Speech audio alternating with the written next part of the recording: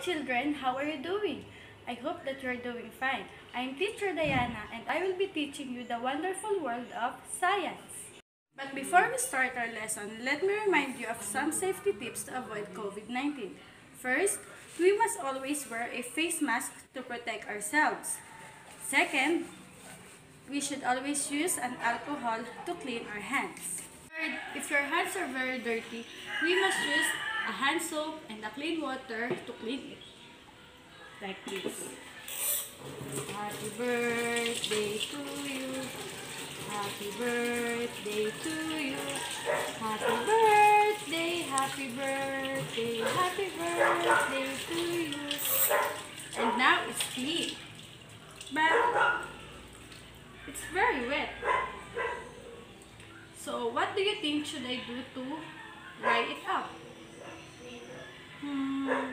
You're correct. I can use a hand towel.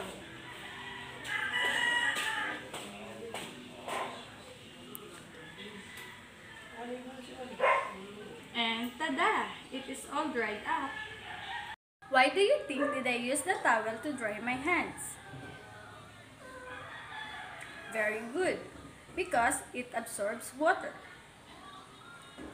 Absorb means to take in liquid such as water. That calls for a science experiment. Come on, today we will find out what are the materials that absorb water, why, and how. In this experiment, we will be using available materials at home. What are the materials that we will use in our activity? First is a sponge. S-P-O-N-G-E, sponge. The second one is a candy wrapper. C-A-N-D-Y-W-R-A-P-P-E-R. The third one is a tissue paper. T-I-S-S-U-E-P-A-P-E-R.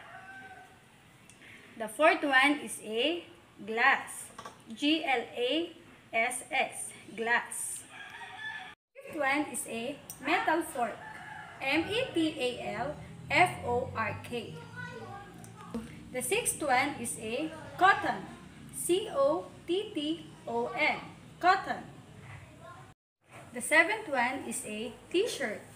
T-S-H-I-R-T. T-shirt. The eighth one is a plastic. P-L-A-S-T-I-C. Plastic. And then we will also be using a basin without water and a basin filled with water.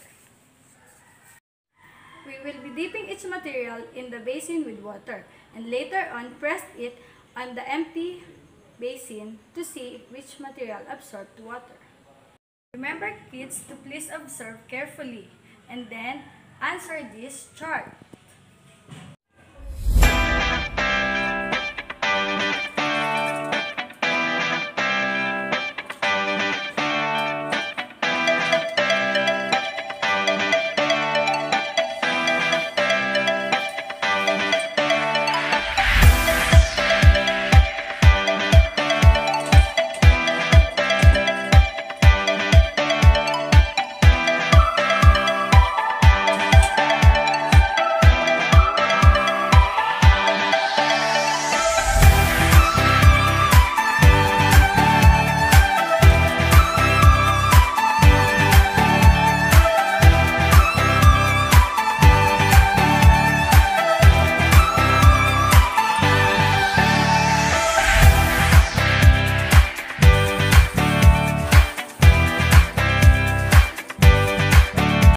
Based on our experiment, there are materials that absorb water and some did not absorb water. So let us check your answer if it's correct. First, let us check the materials that absorb water. So these are the materials that absorb water. T-shirt, sponge, cotton, and tissue. Second, these are the materials that did not absorb water. Metal fork, candy wrapper, glass, and plastic. Why is this so? There are materials that absorb water. These are called porous materials. Porous materials have tiny holes in it so that water or liquid can pass through it. And there are also non-porous materials, which water cannot pass through it. Now, we have knowledge about porous and non-porous materials. Now, we already know what are the materials to use after taking a bath to wipe our sweat away and to dry the floor. We also know what are the materials to use to protect ourselves from the rain, to hold our foods and drinks. Isn't it amazing? So, to test if you learned something, let us classify the materials according to its ability to absorb water.